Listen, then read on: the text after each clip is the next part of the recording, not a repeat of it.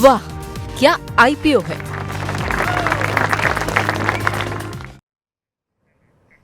तो कई सारे आईपीओ सोमवार से खुल रहे हैं, लेकिन आज लिस्टिंग देखने को मिली है। और लिस्टिंग जो है वो मेन बोर्ड की भी हुई है आईपीओस की, और साथ ही साथ एसएमईस की भी हुई है। क्या कुछ आंकड़े कह रहे हैं ये बताने के लिए हमारे साथ शौर्य जुड़ चुके हैं। शौर्य, अब तक तो हमने देखा है कि मेन बोर्ड में जो भी लिस्टिंग हुई है काफ़ी शानदार लिस्टिंग हुई है, और हमने आपसे पिछली बार भी चर्चा की थी कि लग रहा है वाह क्या आईपीओ से नाम बदल करके वाह क्या लिस्टिंग है करना चाहिए। अब जिस तरीके की लिस्टिंग देखने को मिल रही है, कैसी रही उत्कर्ष आईपीओ की लिस्टिंग? जी, जैसा आपने कहा बिल्कुल नाम के हिसाब से लिस्टिंग हुई है, वाह क्या लिस्टिंग है। क्योंकि लिस्टिंग अगर बात करें वो इशू प्राइस से 60% के प्रीमियम पर लिस्ट हुआ है। इसका इशू प्राइस था 25 रुपये प्रति शेयर और ये एनएससी पर लिस्ट हुआ है 40 रुपये प्रति शेयर पर, और कंपनी ने इससे कुल 500 करोड़ रुपए जुटाए हैं। और ऐसा रुझान हमें जब बिडिंग चल रही थी तब भी देखने को मिला था, क्योंकि 110 से ज़्यादा गुना सब्सक्राइब हुआ था, यानी अच्छी खासी बिडिंग देखने को मिली थी इसमें। और उसके बाद अगर बात करें आईपीओ के बाद प्रमोटर की होल्डिंग लगभग 85% के आसपास से घटकर 70% से कम हो गई है। और इसमें कंपनी में एक और बात देखें तो प्रॉफिट में भी अच्छी खासी तेजी देखने को मिली है। पिछले 3 साल में कंपनी का प्रॉफिट आफ्टर टैक्स 29.39% के CAGR से बढ़ता हुआ नजर आया है। और अधिकतर ब्रोकर्स भी इस पे देखे तो उन्होंने सब्सक्रिप्शन या अप्लाई की राय दी थी। अब जरा पूछ लेते हैं यहाँ पर अरुण जी, अगर ट्रैक करते हो अरुण जी से शायद मुझे लगता है कि इस पर बातचीत भी हुई थी। अरुण जी, उत्कर्ष स्मॉल फाइनेंस बैंक पे आपसे चर्चा भी हुई थी, कार्यक्रम के दौरान फ़ोन पे आप मौजूद थे। आप क्या कहेंगे सर? लिस्टिंग शानदार देखने को मिली है, 60% के आसपास का प्रीमियम मिल रहा है। अभी क्या करें? प्रॉफिट बुक कर लें जिनको मिल रहा है, या फिर आपको लगता है लॉन्ग टर्म के लिए रखा जा सकता है? क्योंकि कुछ एक आईपीओ हाल फिलहाल के ऐसे रहे हैं जहां लिस्टिंग गेन तो मिला, लेकिन उसके बाद से कुछ दिन बाद जो है प्रॉफिट बुकिंग देखने को मिली। बिल्कुल जी, 2 मेजर ट्रिगर है। एक तो जो बैंकिंग के रिलेटेड माहौल है वो काफी शानदार अभी नजर आ रहा है। अगर आप पीएसयू बैंक देख लें उनमें आपको इतनी अच्छी रिकवरी देखने को मिले, तो ऐसे स्मॉल फाइनेंस बैंक पे भी आपको कारोबार काफी अच्छा होता हुआ नजर आ सकता है। जो उसी का प्रीमियम आपको लिस्टिंग पे भी देखने को मिल रहा है, 50 से 60% का गेन। जब हमारी बात हुई थी फोन पे, जब भी मैंने कहा था 50 से 60% जो ग्रे मार्केट प्रीमियम चल रहा है उसी के आसपास के गेन्स आपको देखने को मिलेंगे। तो हो सकता है आने वाले दिनों में भी, चूंकि माहौल काफी पॉजिटिव है, बैंकिंग सेक्टर काफी अच्छा कर रहा है, और यूजुअली एक कोरिलेशन भी होता है, जब भी आईटी स्टॉक्स अच्छा नहीं करते तो फाइनेंस स्टॉक काफी अच्छा करते हैं, तो वहां से आपको थोड़ा पॉजिटिव मोमेंटम देखने को मिल सकता है। तो long term share holders definitely hold करें, कोई प्रॉब्लम नहीं है। गिरावट पे आता है तो और भी थोड़ा ऐड करके चल सकते हैं। पर जिन्होंने प्योरली लिस्टिंग के लिए लिया है, या फिर जिन्होंने ये सोच के लिया है कि अच्छा लिस्टिंग गेन्स बन जाए, हम निकल जाए, तो उनके लिए यही सलाह रहेगी कि अपने फाइनेंशियल जो प्लानिंग की थी उसी हिसाब से निकल जाए।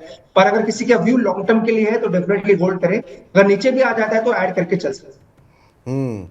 नीचे आने पर ऐड कर सकते हैं, लॉन्ग टर्म नज़रिया है तो होल्ड कर सकते हैं, और जो आपने पहले से प्लानिंग की हुई है कि लिस्टिंग पर निकल जाएंगे तो उनके लिए आप बिल्कुल, आपको अपने पैसे जो है फिर लंबे समय तक ब्लॉक करने का कोई फ़ायदा नहीं है, निकल सकते हैं। तो फिलहाल यहाँ पर ये फिलहाल रणनीति अरुण जी की तरफ से सुझाई गई है। अब इसके अलावा भी जो 2 एसएमई आईपीओज हैं वो भी लिस्ट हुए, वहाँ पर किस तरह की लिस्टिंग हुई है, दोनों आईपीओज के बारे में बताइए, फिर अरुण जी से फटाफट राय ले लेते हैं। जी, लिस्टिंग तो वहाँ भी ऐसी हुई है। पहले कंपनी है ड्रोन डेस्टिनेशन। इससे पहली बात होती है जहाँ कंपनी के नाम का ड्रोन जुड़ जाता है वहाँ फिर उसके पंख लग जाते हैं, और ऐसा ही कुछ हमें लिस्टिंग में देखने को मिला है। क्योंकि आईपीओ की जो लिस्टिंग है वो 65.3% की प्रीमियम के आसपास लिस्ट होती हुई नजर आई है, और ग्रे मार्केट के प्रीमियम में दिख रहा था कि ये 60% लिस्ट होगी, यानी जीएमपी के प्रीमियम से भी ज़्यादा हमें लिस्टिंग देखने को नजर आई है। और एनएससी पर ये खुला है 107.45 रुपये प्रति शेयर पर, और इसका इशू प्राइस था 65 रुपीज़ प्रति शेयर, और कंपनी ने इससे कुल 44 करोड़ रुपए जुटाए हैं। और ये आईपीओ के टाइम में इतना ज्यादा सब्सक्राइब हुआ था, इसकी 191 टाइम्स सब्सक्रिप्शन देखने को मिला था। इशू के बाद जो प्रमोटर की होल्डिंग है 85% से घटकर 62% के आसपास आ गई है। अगला आईपीओ के लिस्टिंग के बारे में बताइए जी। जो अगला आईपीओ है वह आहा सोलर, उसकी भी हमें सिमिलर काइंड की लिस्टिंग देखने को मिली है। उसका अगर हम बात करें वो 203 रुपये प्रति शेयर पर लिस्ट हुआ है, और इसे इशू के ऊपर 29.29% के प्रीमियम देखने को मिले। जो इशू प्राइस था वो था 157 रुपये प्रति शेयर, और जीएमपी के हिसाब से देखें तो उसमें बताया जा रहा था कि 7% 8% के आसपास की प्रीमियम मिलेगा, तो जीएमपी से काफ़ी ज़्यादा अच्छी लिस्टिंग देखने को नजर आई है। और आईपीओ के टाइम पे भी जब बिडिंग के लिए था टोटल 34 टाइम्स ज़्यादा सब्सक्राइब होता हुआ नजर आया था। कंपनी ने कुल 13 करोड़ के आसपास जुटाए हैं। अब इसके बाद जो प्रमोटर की होल्डिंग है 50% से घटकर 37% के आसपास आ गई है। चलिए इन दोनों पर राय ले लेते हैं अरुण जी से। अरुण जी, आहा सोलर पे और या फिर ड्रोन डेस्टिनेशन पे क्या कुछ आपकी टिप्पणी है?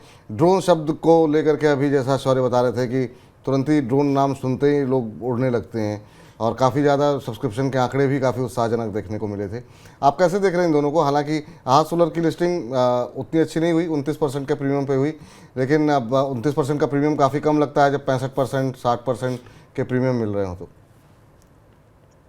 देखिए विपुल जी, वैसे तो दोनों ही आईपीओ में लिस्टिंग गेंस के लिए अप्लाई करने के लिए मैंने भी यही कहा था कि लिस्टिंग गेंस बन सकते हैं। तो लिस्टिंग गेंस अच्छे बन रहे हैं तो प्रॉफिट बुक करके निकल जाए। कोई बड़ा मुझे नहीं लग रहा कि बड़ा और पैसा आपको आगे बनेगा। नो डाउट बन सकता है, जो अगर आप लॉन्ग टर्म रखते हैं तो थोड़ा करेक्शन वापस आ सकता है, पर चूंकि लिस्टिंग गेंस अच्छे आ रहे हैं, एसएमई आईपीओ है, तो मुझे लग रहा है एक बार का प्रॉफिट बुक करके निकल जाए। बेटर है आप फ्रंटलाइन स्टॉक्स में ही रहें जहाँ पे आपको अच्छे मुनाफे मिलने के चांसेस ज्यादा होता है, क्लैरिटी ज्यादा होती है। तो जिनको भी अलॉटमेंट आया है, मेरी सलाह ड्रोन डेस्टिनेशन और दोनों में भी यही रहेगी कि एक बार का आप प्रॉफिट बुक कर लें और दोनों ही स्टॉक से एक बार का निकलें। जिन लोगों को अभी आईपीओ में शेयर अलॉट हुए थे वो दोनों ही लोग यहाँ पे लिस्टिंग गेन के लिए, आपको लिस्टिंग गेन मिल रहा है, प्रॉफिट बुक कर लीजिए, मुनाफा बांध के ले जाइए अपना। सर, जैसे उत्कर्ष जैसी लिस्टिंग जब होती है, बहुत लोग सेकेंडरी मार्केट से खरीदना चाहते हैं, अभी खरीद सकते हैं क्या सर?